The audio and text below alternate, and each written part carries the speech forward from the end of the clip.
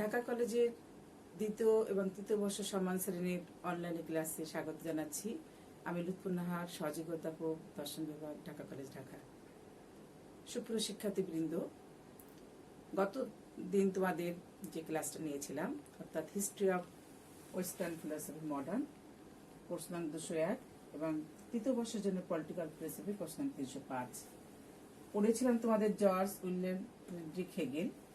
হেগেলের জীবন দর্শন এবং হেগেলের তান্ত্রিক পদ্ধতি আলোচনা করেছিলাম। তারই ধারাবাহিকতা অনুযায়ী আজকের আলোচনা করব তোমাদের পরম সত্তার ধারণা। শিক্ষার্থীবৃন্দ, ঊনবিংশ শতাব্দীর উষালগ্নের দর্শন ভাবনার প্রধান পুরোহিত ছিলেন কিন্তু হেগেল।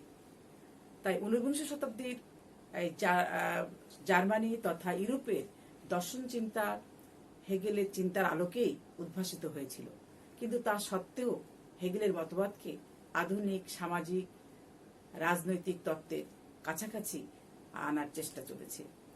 আজ হেগেলবাদের সমালোচক ও সমর্থক উভয়ই কিন্তু সমান শক্তিশালী, অর্থাৎ জার্মান, রাশিয়া, ইতালি, ইংল্যান্ড প্রভৃতি বিভিন্ন পৃথিবীর প্রায় সমস্ত দেশে আজ হেগেলবাদ যথেষ্ট মূল্যবানের সাথে গবেষণার বিষয়বস্তু হিসাবে পরিগণিত হয়েছে। বর্তমানে হেগেলের চর্চার প্রবণতা ছিল অনেক বেশি এবং সেটা দিন দিন আরো বৃদ্ধি পাচ্ছে। আজকের উদারনৈতিক গণতান্ত্রিক ব্যবস্থাপনায় আমরা হেগেলের কথা আমাদের মনে করিয়ে দেয়, যিনি রাজনীতিতে যুক্তি ও নৈতিকতার পথে পরিচালিত করে উন্নত রূপ দিতে চেয়েছিলেন এবং আমাদের সামনে এক মহত্তর আদর্শ তুলে ধরতে চেয়েছিলেন। প্লেটো প্রবর্তিত ভাববাদ হেগেলের দর্শনে চূড়ান্ত পরিণতি লাভ করে এবং তারই ঝর্ণাধারায় সিক্ত হল, গ্রিন, ব্র্যাডলে, বোসাঙ্কোয়েট প্রমুখেরা। এখন আমরা হেগেলের পরমসত্তার সম্পর্কে জানব। পরমসত্তা হলো একক সমগ্র শক্তি, অর্থাৎ সিঙ্গেল লিভিং ফোর্স। বিষয়ী ও বিষয় হলো এই একক সম্প্রাণ শক্তির সংগঠন ও বিকাশে ভিন্ন মাত্রা। বিষয়ের আত্মচেতনা অর্থাৎ সেলফ কনসিয়াসনেস হলো প্রকৃতির সমগ্র শক্তির সংগঠন ও বিকাশের সর্বোচ্চ মাত্রা। অপরপক্ষে নির্জীব জড় হলো মনের সমগ্র শক্তির সংগঠন ও বিকাশের সর্বনিম্ন মাত্রা। তাই হেগেল অধিবিদ্যা পথটিকেও এড়িয়ে গেলেও দর্শনকে তিনি মূলত অধিবিদ্যার অর্থেই গ্রহণ করেছেন। তার মতে দর্শনের কথা হলো পরম সত্তা সম্পর্কিত বৌদ্ধিক জ্ঞান।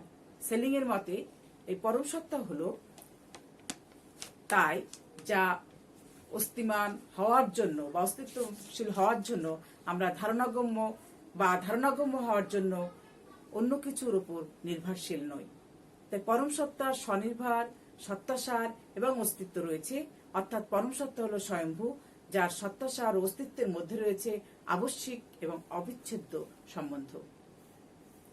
স্পিনোজার মতোই সেলিং ও হেগেল ও মনে করেন যে একমাত্র সমগ্র রূপ জগতের দ্রব্য, অর্থাৎ পরম সত্তা হতে পারে, আর এই সমগ্র হিসাবে জগৎ সবকিছুকে ধারণ করে। তাই এর বাইরে এমন কিছু থাকতে পারে না যার উপর এটা নির্ভরশীল হবে।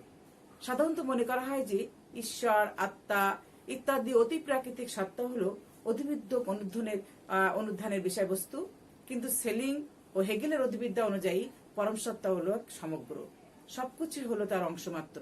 এই পরম সত্তাকেই মানুষ জানতে পারে। আর এক্ষেত্রে দেখা গেছে যে মানুষের অবগতির বা জ্ঞানের বাইরে অতি প্রাকৃতিক কোনো সত্তা থাকতে পারে না। তাই ঊনবিংশ শতাব্দীর প্রথম দশকেই সেলিং মন্তব্য করেছিলেন যে পরম সত্তা হলো বিষয়ী, অর্থাৎ বিষয় অভিদত্ত, অর্থাৎ সাবজেক্ট অবজেক্ট আইডেন্টিটি। তার মধ্যে দ্রব্য হলো স্বপ্রাণ শক্তি এবং এটি হলো সকল শক্তির শক্তি বা মৌল শক্তি। আর প্রকৃতি হলো সেই শক্তি যা সর্বোচ্চ মাত্রায় অভিব্যক্তির ধারা। এই শক্তির প্রকাশ সূচিত হয় খনিজ, বৃক্ষ, জীব হতে, অর্থাৎ এসবের মধ্যে এই শক্তি নিম্ন মাত্রায় সংগঠিত ও বিকশিত হয়। তাই শক্তির প্রকাশের সমাপ্তি হয় মানবীয় চেতনায়। আর এর মধ্যেই শক্তির প্রকাশের সমাপ্তি হয় মানবীয় চেতনায়। এর মধ্যেই সেই শক্তি সর্বোচ্চ মাত্রায় সংগঠিত ও বিকশিত হয়। পরম সত্তা হলো এক অঙ্গাঙ্গিক ঐক্য, অর্থাৎ অর্গানিক ইউনিটি, এক আত্ম উৎপাদক এবং আত্মসংশোধনী সমগ্র। পরম সত্তার কোনো নির্দিষ্ট বৈশিষ্ট্যকে নির্ধারণ করা যায় না। তাই হেগেল বলেছেন যে শেলিং এর পরম সত্তা হলো এক কালো রাত, যেখানে সকল গরু হয় কালো। অর্থাৎ হেগেলের মতে শেলিং এর এই পরম সত্তার ধারণা এমন একটি নমত্বক ধারণা যার উপর কোনো গুণ আরোপ করা চলে না, শুধু বলা যায় আছে। অর্থাৎ এই শব্দটি, এই থাকা বা এমন থাকা যাতে কোনো সদাত্মক গুণ নেই। কিন্তু পরম সত্তাকে যদি আমাদের প্রচলিত চিন্তা ও ভাষার মাধ্যমে বর্ণনা করা না যায়, তাহলে আমাদের চিন্তা ও দর্শন অনুশীলন নিরর্থক হয়ে যায়। তাছাড়া বাস্তব সত্তার প্রতীয়মান গুণাবলী যদি তার আসল গুণ না হয়, তাহলে এসব প্রতীয়মান গুণের উৎস কি তা ব্যাখ্যা করা সমস্যা হয়ে দাঁড়ায়। তো এই পরিপ্রেক্ষিতেই বলা যায় যে শুধু ভাববাদ হোক বা বস্তুবাদী হোক, যে দার্শনিক মত বাস্তব সত্তাকে অবভাসের বিরোধী বলে মনে করে এবং বাস্তব সত্তার প্রত্যাখ্যিত গুণাবলীর বাস্তবতা অস্বীকার করে, তা পরম সত্তাকে চিন্তনের গুণ বিবর্জিত একটি নমত্বক বিষয়ে পরিণত করে ফেলে। বলা যায় যে এই নমত্বক ধারণা অবস্তুর সামিল, কিন্তু বাস্তব সত্তা কখনো অবস্তু হতে পারে না। তা স্বরূপত বাস্তব সত্তাকে এমন হতে হবে যে সাহায্যে বিচিত্র ও পরিবর্তনশীল অভিজ্ঞতার ব্যাখ্যা করা যায় এবং এতে সব অবভাসের ব্যাখ্যাও পাওয়া যায়। তবে পরম সত্তাকে যদি অভিজ্ঞতার ব্যাখ্যার উপযোগী হতে হয়, তাহলে তাকে অভিজ্ঞতার বাইরে, ঊর্ধ্বে কিংবা নিম্নে থাকলে চলবে না, এবং অভিজ্ঞতাকে বাদ দিয়েও আবার কোনো মতেই কিছু থাকতে পারে না। তার পরম অহং বা পরম বুদ্ধি আসলে অভিজ্ঞতা জাতক্রিয়া বা চিন্তন ক্রিয়া, একটি সচেতন প্রক্রিয়া ছাড়া এটা আর কিছুই নয়। এর অর্থ হলো এই যে বাস্তব সত্তা আসলে কোনো দ্রব্য নয়, একটি প্রক্রিয়া মাত্র। আর যে অর্থে আমি মনে করি বা আমার জীবন প্রক্রিয়া ঠিক, একই অর্থে পরম সত্তা হচ্ছে জগৎ প্রক্রিয়া ছাড়া আর কিছুই নয়। আমি যেমন আমার জীবন ছাড়া আর কিছু নেই, তেমনি পরম সত্তা আমাদের একটি জীবন ছাড়া আর কিছু নয়। তাই ব্যক্তি জীবন মাত্রই একটি সংহতি ও আকার আছে। জীবনের সমগ্রতার একটি একক অহমের বৃদ্ধি ও পুষ্টির অভিব্যক্তিও ঘটে। তাই একটি উপন্যাসের বিভিন্ন অধ্যায়ের সমবায়ের যেমন একটি পূর্ণ সংবদ্ধ কাহিনী, সুসংবদ্ধ কাহিনী গড়ে ওঠে, ঠিক তেমনি এই একক অহমের সম্ভাবনাগুলো অধ্যায়ের সমবায়ে একটি একক সমগ্রতা গড়ে ওঠে। তার মধ্যে এমন কোনো মুহূর্ত কিংবা এমন কোনো ঘটনা নেই যা মূল সামগ্রিক প্রক্রিয়া দ্বারা সেটা তাৎপর্যমণ্ডিত হয় না, অর্থাৎ সেটাকে যে অব্যাখ্যা থাকে তা কিন্তু হয় না। তাহলে ব্যক্তি জীবনে যেমন একটা সামগ্রিক প্রক্রিয়া দেখা যায়, জগতের মূলেও তেমনি একটা সামগ্রিক প্রক্রিয়া বিদ্যমান। আমরা যাকে বিশ্ব প্রক্রিয়া বলি, তার বিবর্তনের মধ্যে দিয়ে নিরন্তর একটা পরিকল্পনার অভিব্যক্তি আমরা খুঁজে পাই। হেগেল এই পরিকল্পনা নাম দিয়েছিলেন অ্যাবসলিউট আইডিয়া, অর্থাৎ পরম ধারণা, অ্যাবসলিউট আইডিয়া।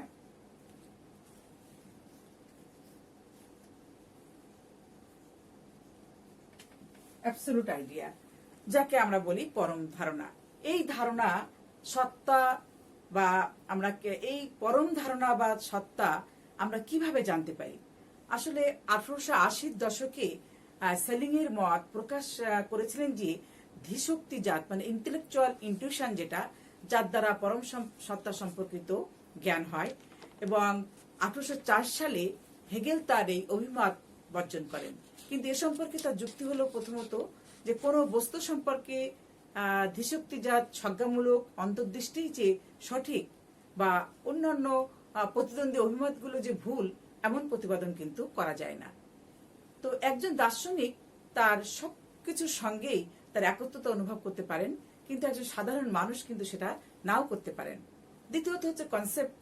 এই কনসেপ্ট প্রয়োগ করেই সংজ্ঞার বিষয়কে চেনা যায়। সুতরাং ধীশক্তিজাত সংজ্ঞা শূন্য গর্ভ ও বর্ণনাতীত। তৃতীয়ত বলেছেন যে ধীশক্তিজাত অর্থাৎ সংজ্ঞা নির্ভর দার্শনিক পদ্ধতির সমগ্রের মধ্যেই বিশেষের স্থান ব্যাখ্যা করা যায় না, কারণ এই বিশেষ হচ্ছে অমূর্ত, অ্যাবস্ট্রাক্ট। এই অ্যাবস্ট্রাক্টের কথা তিনি বলেছেন। চতুর্থত তিনি বলেছেন যে ধীশক্তিজাত সংজ্ঞা নিগুড় পদ্ধতি কিছু সংখ্যক যোগ্য ব্যক্তির জন্য তা কার্যকর হতে পারে, কিন্তু দর্শনকে সকলের কাছে গ্রহণযোগ্য হওয়া ভীষণ প্রয়োজন। তাই হেগেল মনে করেছেন যে পরম সত্তা সঙ্গে ধারণাগত ও প্রতিপাদনমূলক জ্ঞান সম্ভব। সকলের জন্যই এই পদ্ধতিকে জ্ঞান লাভের সম্ভাবনা একইভাবে থাকবে। তা জ্ঞান লাভের এই পদ্ধতি হলো হেগেলের বিখ্যাত দ্বান্দ্বিক পদ্ধতি। সমগ্র বিশ্ব জগৎকে হেগেল যখন ধারণা বলে অভিহিত করেন, তখন তাতে বিস্মৃত হওয়ার বা অবকাশ থেকে যায়। কারণ ধারণা বলতে আমরা সাধারণত আমাদের ব্যক্তি মনের এমনই একটা আত্মগত সৃষ্টিকে বুঝি যা অবাস্তব বা কাল্পনিক হতে পারে। কিন্তু ধারণা কথাটি হেগেল এই অর্থে ব্যবহার করেননি। তিনি ব্যবহার করেছেন যে তার মতে ধারণার চেয়ে বেশি বাস্তব আর কিছু নেই। এদিক থেকে তার ধারণাকে প্লেটোর ধারণার অনুরূপ করা যায়। কারণ ধারণাকে প্লেটো এমন পরিপূর্ণ বাস্তব সত্তা বলে মনে করেছিলেন মানুষের মন যাদের আবিষ্কার করে কিন্তু সৃষ্টি করে না। আবার অন্যান্য দিক থেকেও প্লেটো হেগেলের মধ্যে কিন্তু প্রচুর পার্থক্য আছে। হেগেল মনে করেন যে পরম ধারণা এক পরম অস্তিত্ব, কিন্তু তার এই অস্তিত্বকে ভাবতে হবে একটি বিবর্তনশীল আত্মচেতনার প্রক্রিয়া বলে। এই প্রক্রিয়ার শেষ পরিণতি হচ্ছে পরিপূর্ণ আত্মজ্ঞান। যে মুহূর্তে আমরা বিষয় ও বিষয়ী জড় চেতনা চিন্তন ও সত্তার বিরোধ বাতিল করি, সেই মুহূর্ত থেকেই এই পরিপূর্ণ আত্মজ্ঞান একটি বোধগম্য ও সঠিক আদর্শে আমরা পরিণত হয়। নিজেকে আমি যা বলে চিন্তা করি আসলে আমি তা নই। বিষয়ী ও বিষয় এক ও অভিন্ন। চিন্তন ও সত্তা একত্বের কল্যাণে যে অবিধের সৃষ্টি হয় সে সম্পর্কে চেতনাই হচ্ছে আত্মজ্ঞান। অর্থাৎ এদিক থেকে পরম সংজ্ঞাতে কিন্তু সত্তাকে সংজ্ঞায়িত করা যায় এমন একটি ধারণা বা পরিকল্পনা হিসেবে যা তার নিজের সম্পর্কে সচেতন হয়ে থাকে। অন্য কথায় পরম সত্তাকে অভিহিত করা চলে এমন একটি চিদ আত্মা বা বিশ্ব আত্মা বলে যা চিন্তা করে। বাস্তব সত্তা মূলত একটা যৌক্তিক প্রক্রিয়া। এই কারণে একমাত্র চিন্তার মাধ্যমেই একে জানা সম্ভব। তাই দর্শনের কাজ হবে চিন্তার অনিবার্য নিয়মাবলীকে জানা। এই অর্থে লজিক ও অধিবিদ্যা কিন্তু এক অভিন্ন। তবে পৃথিবী স্থির নয়, গতিশীল। অর্থাৎ এগিয়ে চলাই হচ্ছে জগৎ সংসারের ধর্ম। অনুরূপভাবে চিন্তা ও গতিশীল, ধারণা একটি সক্রিয় ও গতিশীল বিবর্তন প্রক্রিয়া। এমন অবস্থায় যা অপরিপক্ক, অপৃথকীকৃত, সমসাত্ত্বিক ও অমূর্ত, বিবর্তন প্রক্রিয়ায় তাই ক্রমশ পরিপক্ক, পৃথকীকৃত ও মূর্ত রূপ ধারণ করে বিশেষ বস্তুতে পরিণত হয়। তবে বিশেষ বস্তুতে পরিণত হওয়ার আগে তা বিভিন্ন পরস্পর বিরোধী রূপ ধারণ করে। যে অনির্দিষ্ট ও অমৃত ভিত্তি থাকে আমাদের অমৃত ভিত্তি থেকে, অর্থাৎ অ্যাবস্ট্রাক্ট যেটাকে আমরা বলছি, সেখান থেকে কিন্তু আমাদের যাত্রা শুরু। আর সেটি শেষ পর্যন্ত পরিণত হয় এমন একটি সুনির্দিষ্ট বাস্তব সত্তায় যেখানে সব বিরোধের অবসান ঘটে। এ সত্তা এক সামগ্রিক বাস্তব সত্তা এবং তার সব রকম বিরোধ বৈপরীত্যকে সমন্বিত ও গ্রহণযোগ্য করে তোলে। বিবর্তনের উচ্চতর পর্যায়ে অর্থাৎ উচ্চতার পর্যায়ে নিম্নতার পর্যায়ে পূর্ণতা ঘটে। এই পূর্ণতাই হচ্ছে বিবর্তনের লক্ষ্য। কারণ উচ্চতার পর্যায়ে নিম্নতার পর্যায়ের এই যে পূর্ণতা, তা নিম্নতার পর্যায়ের একটা উদ্দেশ্য। তাই এই পর্যায়ে যা ছিল, যেমন অপ্রকট বা অপরিস্ফুটিত বা অস্বচ্ছ, অর্থাৎ উচ্চতার পর্যায়ে তাই হয়ে যায় এটা প্রকট এবং পরিস্ফুট এবং স্বচ্ছ। তাই বিবর্তন প্রক্রিয়ার প্রতিটি পর্যায়ে পূর্ববর্তী পর্যায় সমূহের অভিব্যক্তি ঘটে এবং ভবিষ্যতের সব পর্যায়ের পূর্বাভাস নিহিত থাকে। অর্থাৎ তার যে বর্তমান বিকশিত ও পরিপূর্ণ রূপ, তা অতীতের অবিকশিত ও অপূর্ণ রূপের চেতন হচ্ছে স্বতন্ত্র। হেগেল বলেন জীবন ও গতি মাত্রেরই মূলে স্ববিরোধ বিদ্যমান। এদিক থেকে বলা যায় স্ববিরোধ হচ্ছে সব ধরনের জীবন ও গতির উৎস। বস্তু মাত্রই স্ববিরোধের ফলশ্রুতি, অর্থাৎ স্ববিরোধ নিয়ম জগতের নিয়ন্ত্রক। প্রত্যেক জিনিসে একটি পরিবর্তন উপস্থিত এবং প্রত্যেক জিনিসই তার বিপরীত জিনিসে রূপান্তরিত হচ্ছে। স্ববিরোধ ব্যতীত কোনো জীবন বা কোনো গতি, কোনো বৃদ্ধি বা কোনো বিকাশই কিন্তু সম্ভব নয়। সুপ্রিয় শিক্ষার্থীবৃন্দ, তাহলে দেখো আমরা যেটা যাই করি না কেন, গতি বলি, বৃদ্ধি বলি, সেটা কিন্তু বিরোধ আছে, সব বিরোধ আছে বলেই কিন্তু সেটা আমরা বুঝতে পারি, এবং সেটা বিরোধ না থাকলে সেটা কোনো কিছু সম্ভব হতো না। তবে সবিরোধী জগতের কিন্তু সবকিছু নয়। সবিরোধের পর্যায়ে প্রকৃতি কিন্তু ক্ষান্ত হয় না। প্রকৃতি সবিরোধ অতিক্রম করতে চায়। আমরা যাকে বিরোধ বলি তা একটা সুসংহত সমন্বিত সমগ্রের অংশ বিশেষ। তার নিজ উদ্দেশ্য চরিতার্থ করতে গিয়ে প্রত্যেক বস্তু তার সত্তা ও ধারণার মধ্যকার বিপরীতের অবসান ঘটাতে চায়। যেমন সমগ্র প্রকৃতি তার জড়ীয় সত্তাকে অতিক্রম করে, তার প্রাতিভাসিক দিকগুলো থেকে নিজেকে মুক্ত করতে এবং নিজের যথার্থ সাধর্মকে অভিযুক্ত করতে চায়। শুধু তাই না, জগৎ একটি বিবর্তন প্রক্রিয়া, যেখানে সার্বিক প্রজ্ঞার উদ্দেশ্য বাস্তবায়িত হয়। এই সত্য নিহিত থাকে কিন্তু সমগ্র বাস্তবায়িত হয়ে থাকে বিবর্তনের পরিপূর্ণ প্রক্রিয়ায়। তাই পরম ধারণা ব্যতীত কিছু নেই, সবই আছে তার প্রকাশ মাত্র। তাই এমন কথায় হেগেলের দর্শনে কিন্তু ব্যক্ত হয়েছে। তাই হেগেলের দর্শন হলো পরম ভাববাদ, যেটা বলি আমরা অ্যাবসলিউটলি আইডিয়ালিজম। অর্থাৎ আবার আত্মগত ভাববাদে জড়জগতের বাস্তবতা অস্বীকার করা হয়, তাকে মন নির্ভর বলে মনে করা হয়। কিন্তু হেগেলের মতে জ্ঞানের বিষয় ও বিষয় উভয়ই বাস্তব এবং উভয়ই পরমসত্তারই প্রকাশ। তাই পরমসত্তা প্রকৃতি হচ্ছে অভিন্ন, প্রকৃতি বাস্তব ও বিষয়গত। আসলে হেগেলের মতে চিন্তা ও সত্তা অভিন্ন, বাস্তব সত্তা হলো ধারণা বা চিন্তন। তাই চিন্তনের বিবর্তন বৌদ্ধিক চিন্তার যৌক্তিকভাবে তথা দ্বান্দ্বিক ধারায় বিকশিত হয়। এই বাস্তব সত্তা যৌক্তিক বিবর্তন প্রক্রিয়া মাত্র। এজন্যই হেগেলের মতবাদকেই যেমন যৌক্তিক ভাববাদ, লজিক্যাল আইডিয়ালিজম,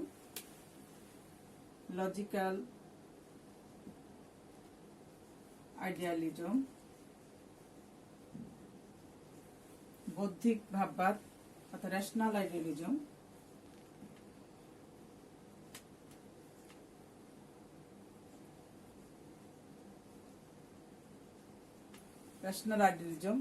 তাহলে দেখো যৌক্তিক ভাববাদ, রেশনাল আইডিয়ালিজম অর্থাৎ বৌদ্ধিক ভাববাদ, আর হচ্ছে দ্বান্দ্বিক ভাববাদ অর্থাৎ dialectical idealism.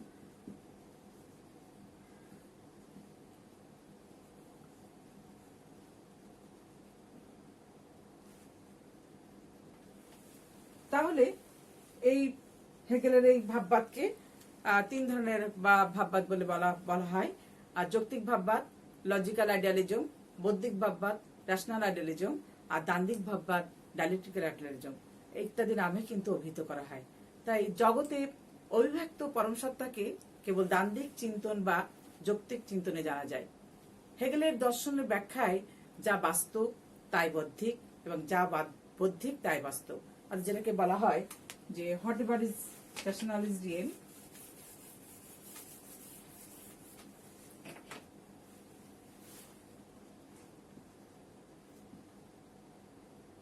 real is rational,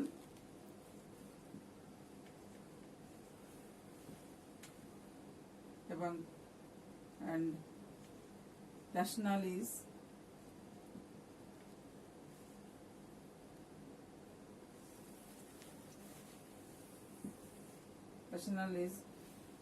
real. Real is rational, rational is real. অর্থাৎ যা বৌদ্ধিক তাই বাস্তব, আর যা বাস্তব তাই বৌদ্ধিক। এই কথাটিকে হেগেল মূল সূত্র হিসেবে উল্লেখ করা হয়। আর এই সূত্রটিকে তিন দিক থেকে বোঝার চেষ্টা করতে পারি আমরা। সেটা হচ্ছে প্রথমত হেগেলের মতে বাস্তবতা আধ্যাত্মিক এবং এজন্যই তা বৌদ্ধিক। দ্বিতীয়ত হেগেলের মতে বাস্তব সত্তা হলো সামান্য বা বাস্তবতার মাত্রা অনুসারে ক্রমিক শৃঙ্খলায় এটা বিন্যস্ত হয়, এবং এটা হচ্ছে ধারণা সমূহের একটা সিস্টেম। তার মতে এই ধারণাগুলো পারস্পরিক যৌক্তিক সম্বন্ধে আবদ্ধ। তাই বাস্তব সত্তা এক অঙ্গাঙ্গিক ঐক্য। কোন অঙ্গাঙ্গিক ঐক্যে অংশ সমগ্রের উপর ও সমগ্র অংশের উপর নির্ভরশীল। আর এই জন্য বাস্তব সত্তা হচ্ছে যৌক্তিক, অর্থাৎ ধারণাগুলি যৌক্তিকভাবে হচ্ছে সম্বন্ধযুক্ত। তাই যা কিছু বৌদ্ধিক তাকেই বলা যায় যৌক্তিক। তাই বাস্তবতা ও বৌদ্ধিকতা কিন্তু অভিন্ন। তৃতীয়ত বলেছিল হেগেল যে তার চিন্তায় যে দান্দিকতা বিদ্যমান তা জগতের অভিব্যক্তি। তা চিন্তা ও সত্তা উভয়ই যৌক্তিক নিয়ম বা দান্দিক নিয়মে অগ্রসর হয়। এখন দেখব যে দান্দিক আন্তঃসম্বন্ধ যৌক্তিক তথা বৌদ্ধিক, তাই বাস্তবতা ও বৌদ্ধিক এক ও অভিন্ন। হেগেলের মতে বাস্তব সত্তা স্বরূপত বৌদ্ধিকতা মাত্র এবং বাস্তব সত্তা হচ্ছে বুদ্ধিগম্য। কিন্তু হেগেল এই ইন্দ্রিয়জাত অভিজ্ঞতাকে অবজ্ঞা করতে চাননি। অভিজ্ঞতা বুদ্ধির চরম বৈপরীত্য তিনি স্বীকার করেননি। এ প্রসঙ্গে যেটা লাইবনিজ ও হেগেলের অভিমতের একটা সাদৃশ্য রয়েছে, কারণ লাইবনিজ মনে করতেন যে ইন্দ্রিয়জাত অভিজ্ঞতা হলো বিশৃঙ্খল চিন্তন মাত্র। যাই হোক, প্রকৃতপক্ষে হেগেল চিন্তা বলতে খণ্ড বুদ্ধি বা বোধশক্তি নির্দেশ করেননি।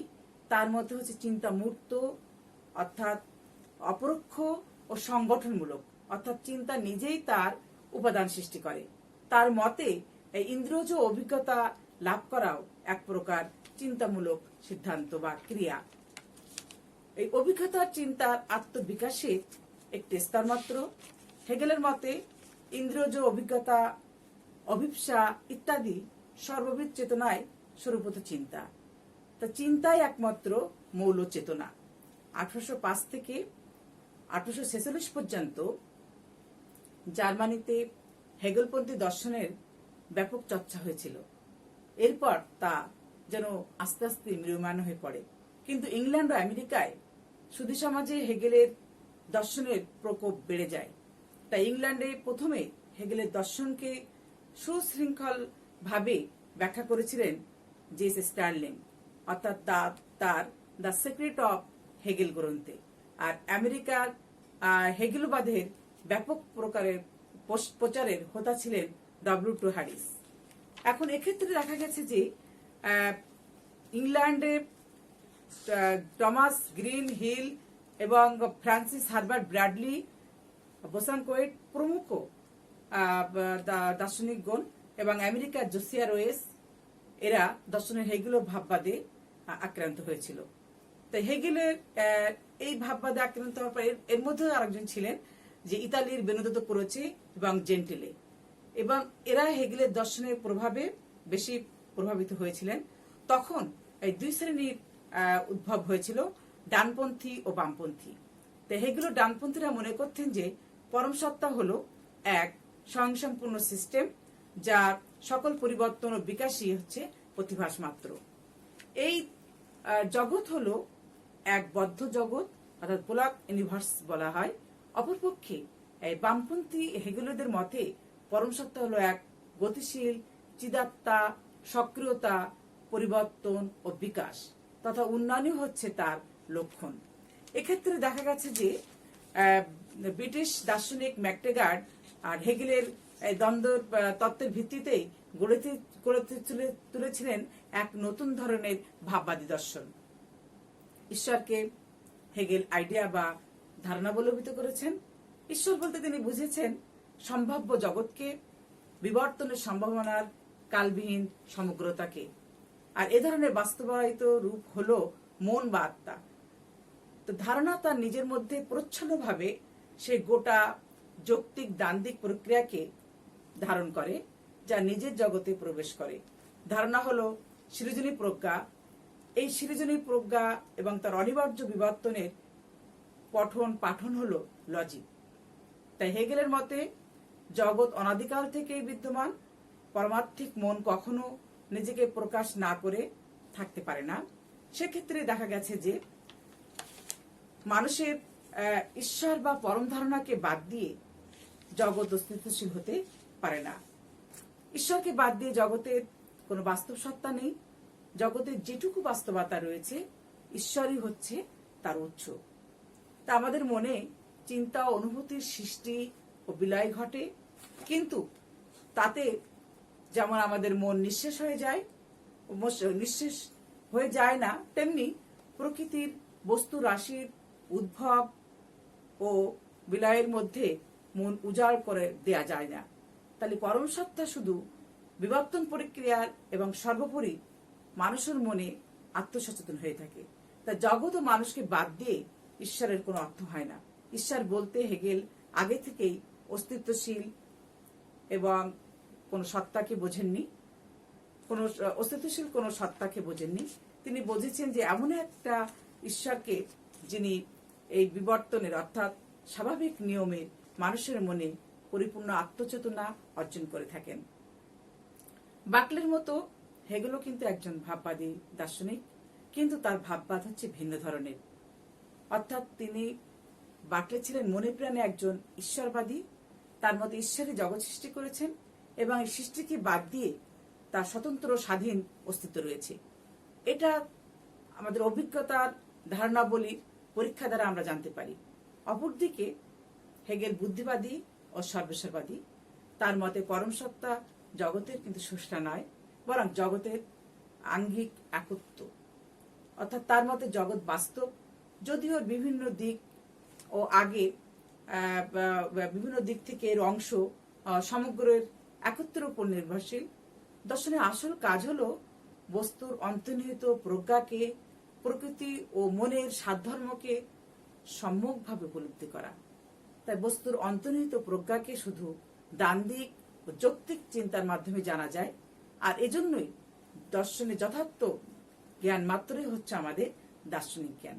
সুপ্রিয় শিক্ষার্থীবৃন্দ, আমরা আজকে এই হেগেলের পরম সত্তার ধারণা সম্পর্কে আলোচনা করলাম এবং এই আলোচনা থেকে দেখলাম যে আসলে জগতে আমরা যা কিছু করতে যাই না কেন, আমাদের যথার্থ জ্ঞানের মাধ্যমে সেটা প্রকৃত জ্ঞান হবে আমাদের দার্শনিক জ্ঞান, যেটা আমরা আমাদের এই চর্চার মধ্যে দিয়ে আমরা বিশ্ব জগৎকে জানতে পারি, বিশ্ব আত্মা বা চিদাত্মাকে আমরা জানতে পারি।